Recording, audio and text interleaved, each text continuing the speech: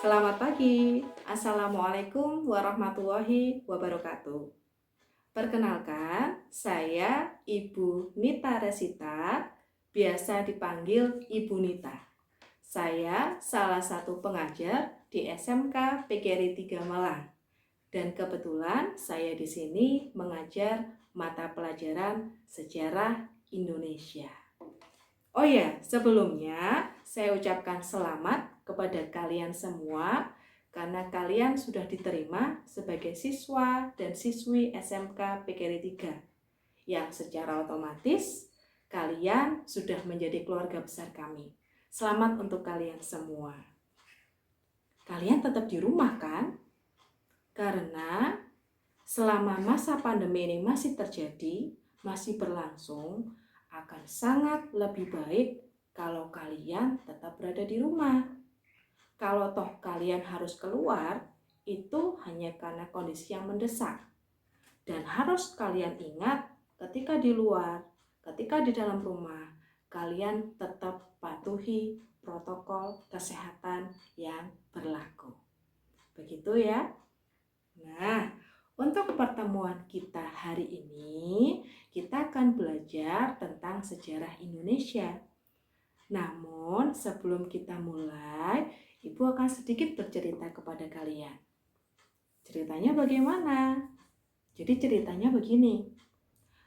Beberapa tahun yang lalu, ada siswa Ibu yang bertanya. Pertanyaannya begini.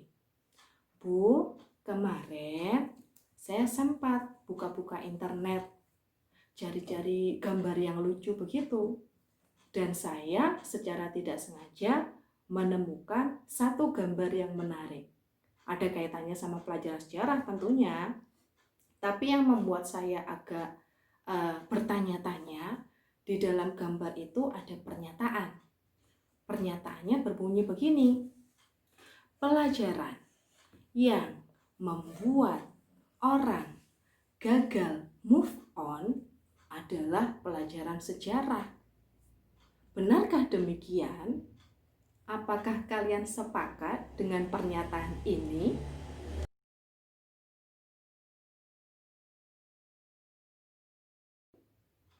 Dan saya sangat yakin sebagian besar dari kalian pasti menjawab, bener banget Bu, bener pakai banget.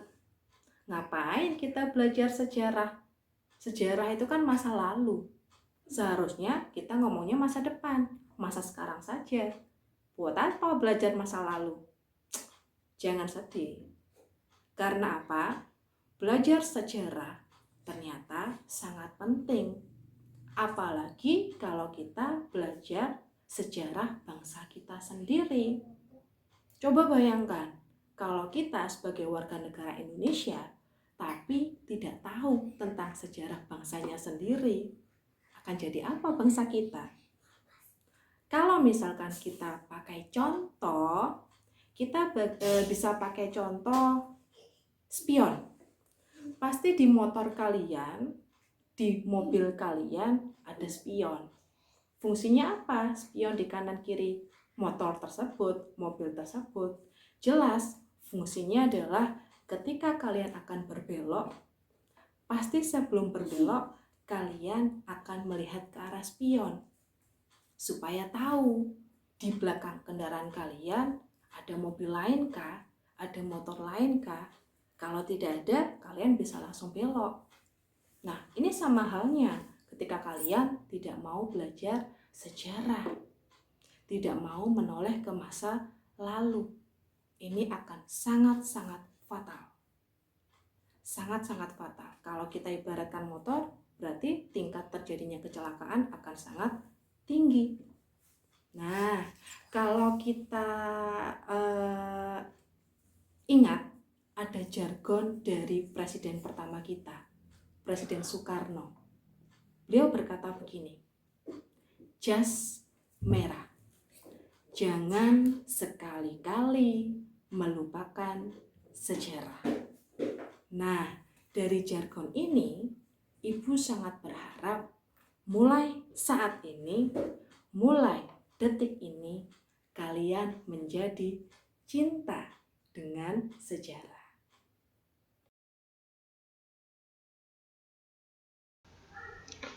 Oke, kita mulai masuk ke materi kita hari ini ya. Nah, sebelum masuk ke materi, coba kalian perhatikan beberapa gambar yang Ibu sajikan. Beberapa gambar berikut ada kaitan dengan materi yang akan kita bahas hari ini. Coba nanti kalian tebak, kira-kira materinya tentang apa ya? Oke, kita akan buka gambar yang pertama.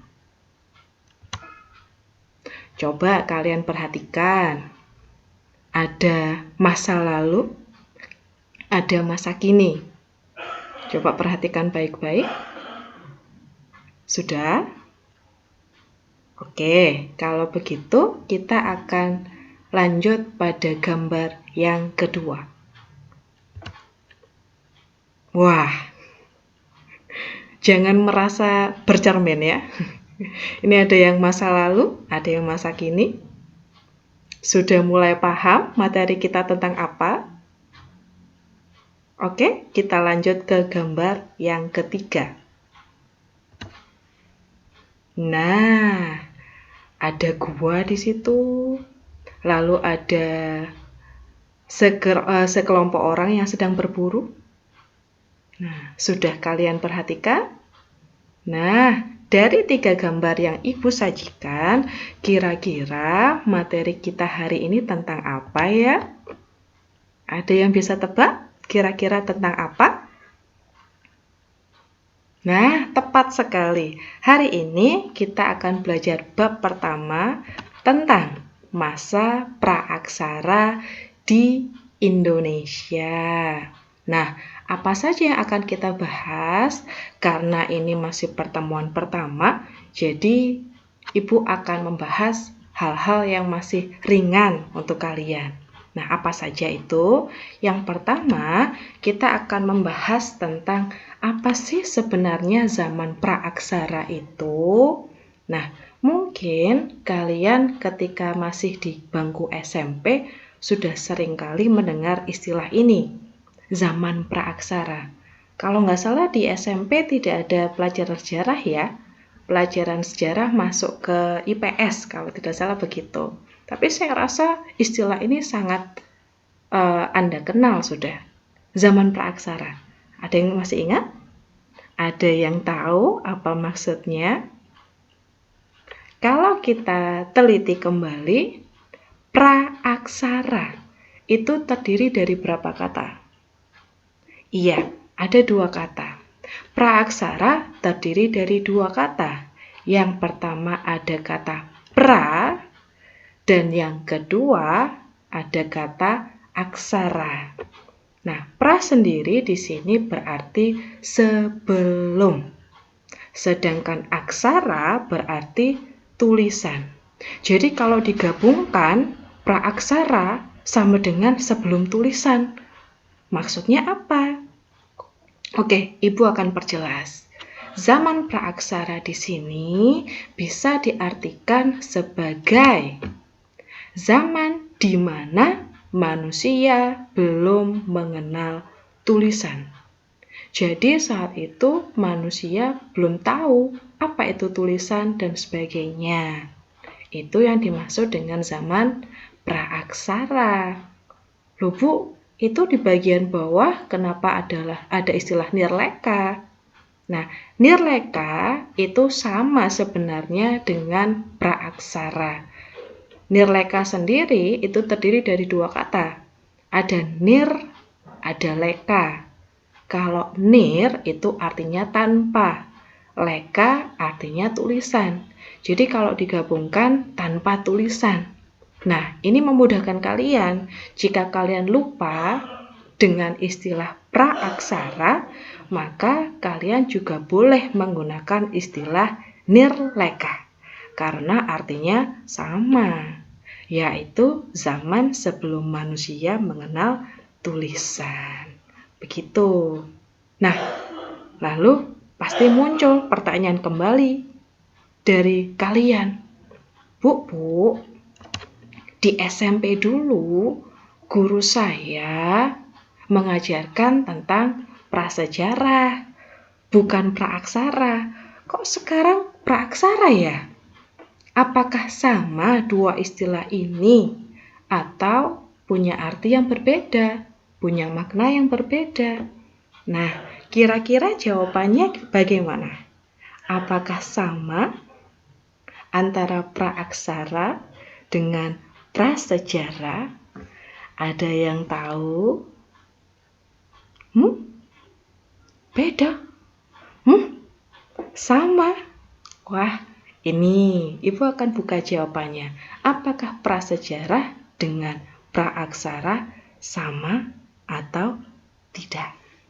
Jawabannya adalah sama. Loh, kan prasejarah, satunya praaksara. Memang artinya sama. Sebenarnya Ibu sudah pernah menanyakan hal ini ketika Ibu masih kuliah dulu ya. Kalau dulu ketika Ibu masih kuliah, ada mata kuliah prasejarah. Tidak dikenal mata kuliah praaksara. Nah, kok sekarang pakainya praaksara? Iya, karena artinya sama.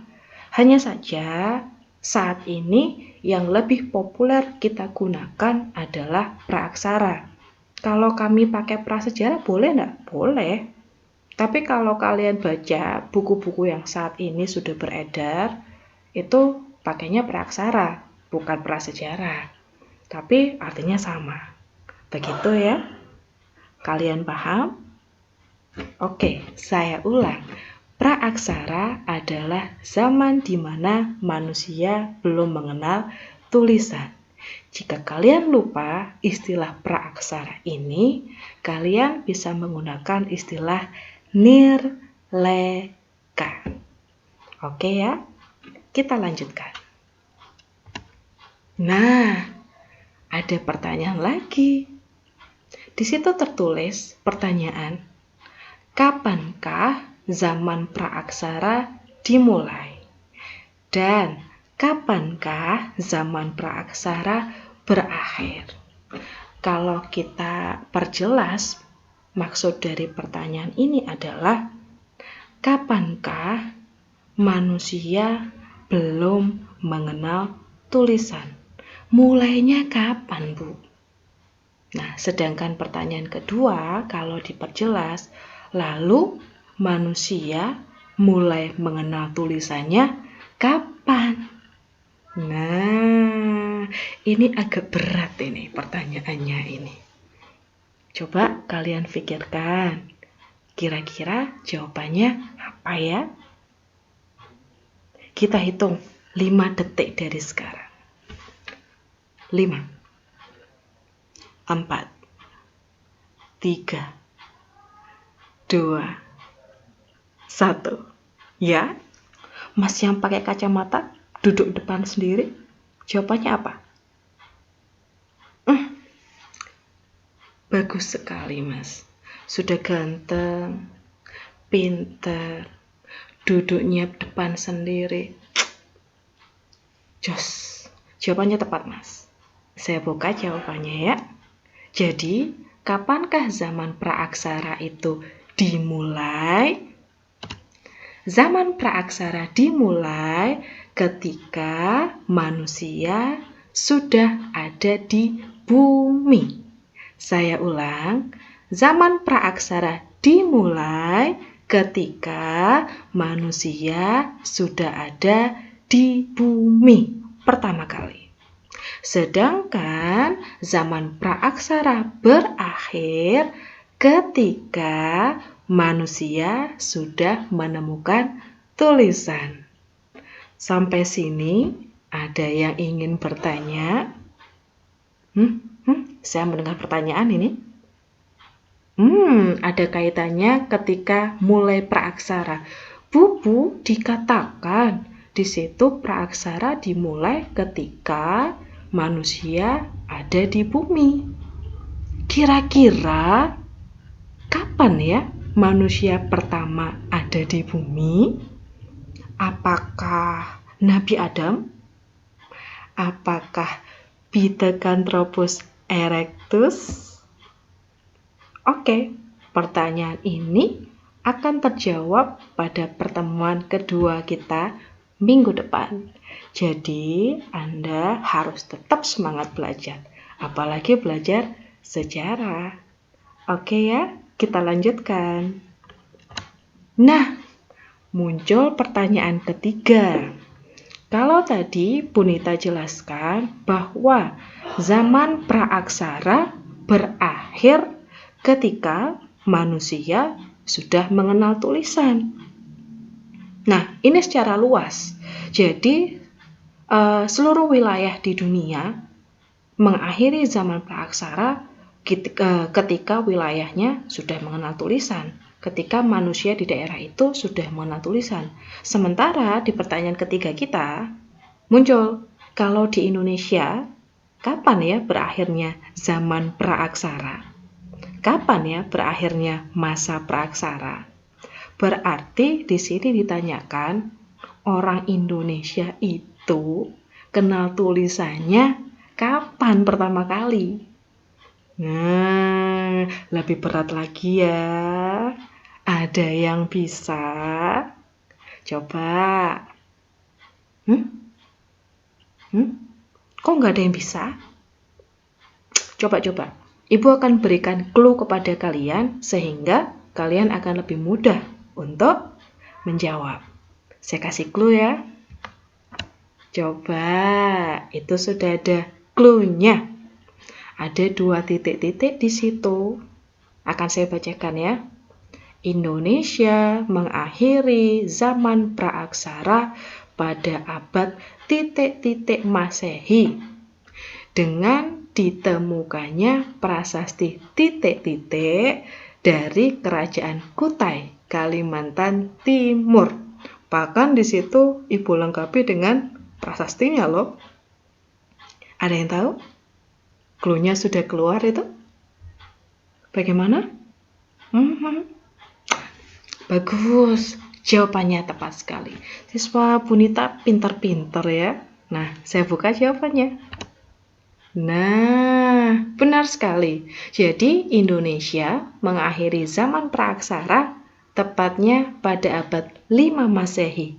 Buktinya apa? Kalau kita sudah mengakhiri zaman praaksara pada abad 5 dengan munculnya, ditemukannya prasasti Yupa dari Kerajaan Kutai, Kalimantan Timur.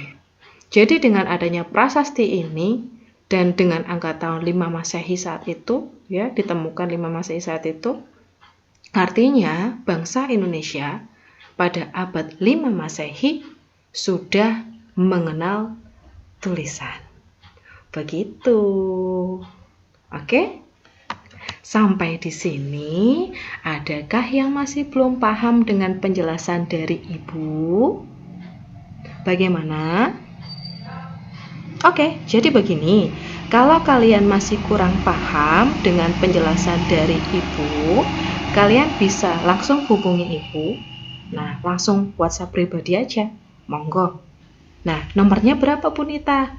Nanti kalian bisa tanyakan ke guru wali kalian masing-masing. Bu, nomornya Bunita berapa? Saya mau tanya nih, ada materi yang nggak bisa saya pahami. Monggo, pasti Bunita dengan senang hati akan membahasnya. Begitu ya. Nah, waduh, ada tugas. Jadi nanti setiap kali pertemuan kita pasti ada tugas. Tapi nggak berat tugasnya, apalagi ini pertemuan pertama ya. Jadi karena ini pertemuan pertama untuk pelajaran sejarah, Bunita sekalian kenalan dengan kalian. Ya, tugasnya apa, Bu? Nah, di situ sudah tertulis ya. Jadi, ini tugas individu. Nah, tugasnya supaya kita bisa kenalan, Bunita bisa tahu fotonya kalian, wajahnya kalian secara langsung. Tugasnya saya bikin begini nih. Kalian kirim foto kalian yang sudah kalian edit atau kalian tambahkan dengan kata-kata mutiara yang menggambarkan kalau kalian tuh cinta sekali pada pelajaran sejarah. Nah, jangan lupa kalau sudah ada foto, sudah ada kata mutiaranya, kalian tambahkan nama dan juga kelas Anda. Jangan lupa identitasnya ya. Nah, batas pengumpulannya bagaimana, Bu? Batas pengumpulannya 1 kali 24 jam. Begitu. Jadi nanti sampai jam 12 malam. Terakhir. Nah, lalu ngirimkannya kemana? Biasa, Anda bisa langsung ke WhatsApp pribadi Bunita. Begitu ya. Dan pengumpulan tugas ini sama dengan absensi Anda hari ini. Artinya, kalau kalian tidak mengumpulkan tugas, berarti Anda dianggap tidak hadir. Jelaskah? Oke. Nah, ini contoh tugasnya. Kebetulan fotonya Bunita sendiri. Nah, di situ ada foto Bunita, lalu Bunita katakan di situ kata-kata mutiaranya, Anda buat sendiri ya, jangan copy paste dari internet. Anda buat sendiri dengan kalimat Anda. Di situ Bunita katakan, sejarah tidak selalu putih, ada kalanya hitam.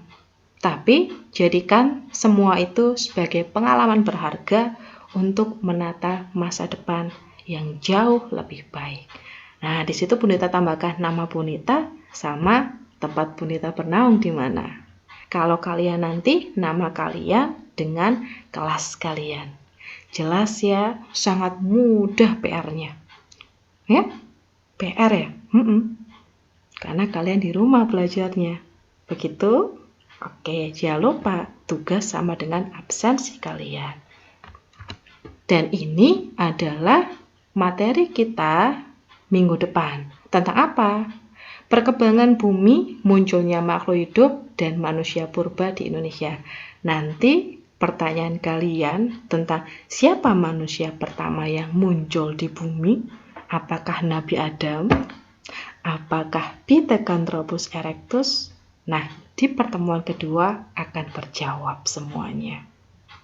Oke ya? Saya ucapkan terima kasih banyak kepada kalian semua karena ternyata kalian tetap bersemangat untuk belajar meskipun belajarnya dari rumah.